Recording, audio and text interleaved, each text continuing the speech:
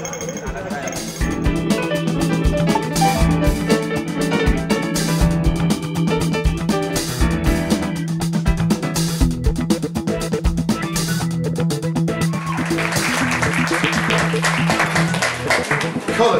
by Buchan. The job description on Danny Bannerman's new business card was very straightforward. It said writer. Not that Danny really needed a business card. He had a few regular clients who kept him in enough work, and he lived simply and inexpensively. So it wasn't as if he had to actively market his skills. In fact, he hadn't thought of getting a business card at all. It was just that one afternoon he had half an hour spare before his train at Victoria Station. There was a machine on the concourse which produced them. It really was just to amuse himself that he followed the machine's instructions in designing the card, choosing the layout, the font, the colour. When it came to filling the line for the actual job description, for a moment he considered wordsmith, but immediately thought that was really too pretentious. So he put writer, and the whole process concluded with the machine coughing out the new emblems of his identity. 50 cards for £4. Now he wondered who on earth he could give them to. Danny was reluctant to describe himself as a writer, even in convivial company, because immediately it raised expectations. Oh, what do you write? People were sure to ask. And he knew they would not be properly satisfied unless he responded with novels, journalism, film scripts. There was no doubt in his mind that he was a writer, but it might take some convincing other people, because Danny, well, let's be straightforward about this, Danny was the man who invented the names for the colours of household paints. If you had just splashed Umbra all over the walls of a newly, freshly renovated Victorian semi in upmarket Islington, it was Danny who named it Umbra. As he had Atlantic and Hessian and Malibu. Danny applied words to colours, hundreds of colours, and that to him was being a writer. He had the knack of being able to go through the colours of the manufacturer's book and christen every single one of them. He didn't just use descriptions relating to the physical world like Russ, or hay, or polar. He mined the terrain of human emotions. Thus, a mild pale pastel blue was repose. A particularly dense green he named jealousy. A frighteningly intense red was rage. But didn't names with negative connotations like this limit sales? Not a bit of it. Just as one of the supermarket chains had found their best-selling confection was the one they called Death by Chocolate, it seemed the public rather liked dangerous labels attached to mundane products. Household paint manufacturers were the most regular of Danny's employers. They had been coming to him every year for a decade or more. But there were other products he had also blessed.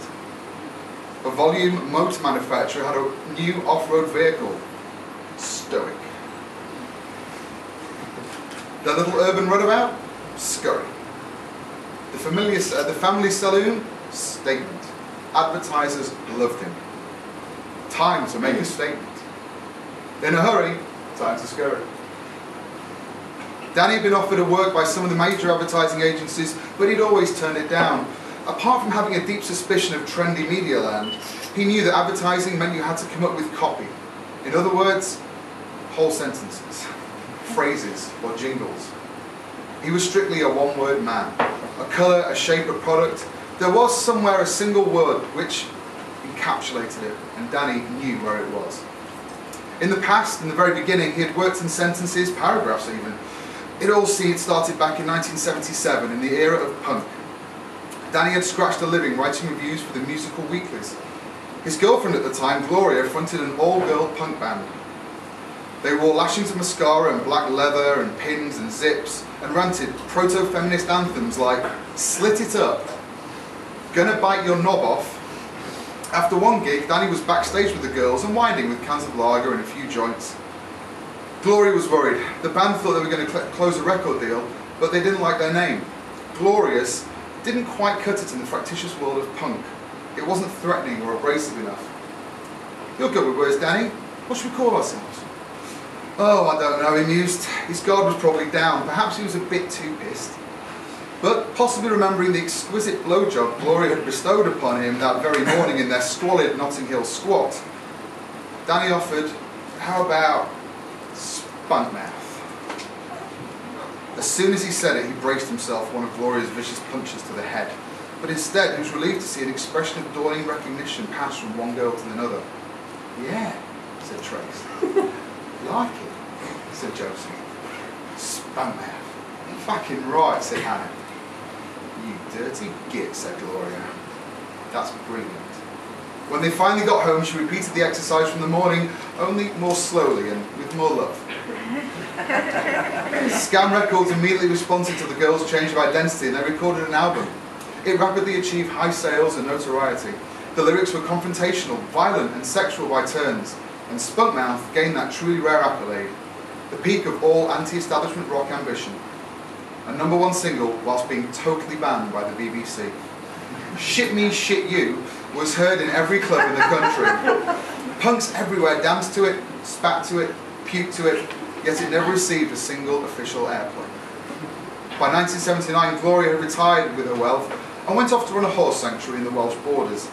Danny continued his occasional reviewing and living hand to mouth, but as punks gave way to new romantics, the man from the record company remembered Danny. There were more groups that needed to be named. Thus was born Charm Offensive, New Dream, and The Last Eclipse. Danny had the naming knack. He upped his price and decided that this was how he was going to make a living. By the late 80s, the music being produced bored him stiff, and perhaps unconsciously he reflected this by choosing ever shorter names by which the bands played. Thus he offered Lester, Slice, and Zit. He parted from the record company that he insisted that their new signings should be represented by nothing more than a full stop. In fact, they became Digby Jones and the Strange Reptiles. But other naming tasks were coming his way. There were other sorts of products to name. Danny named his first ice lolly in 1987, a perfume in 1988, and a revolutionary lawnmower in 1990. There was always one apt word. On the train home, he took his business cards out of his pocket to study them again. He had an urge to distribute them amongst the other passengers. No, better not, he thought. They might think I'm a weirdo or a novelist. As the train rattled past Streatham, he thought back to the 70s. Spunkmouth. What a fantastic time it had been. Sometimes he had toyed with the idea of looking Gloria up, but he knew that times and people change. There was a girl sitting opposite. If he'd wanted to start a conversation, maybe he could have told her he was once the boyfriend of the lead singer of Spunkmouth. But the girl wouldn't have known who he was talking about. She was far too young, and for certain she would have thought him a pervert. Her jacket was a bright, purposeful blue. Purpose, Danny thought. Nice one. Thank you very much.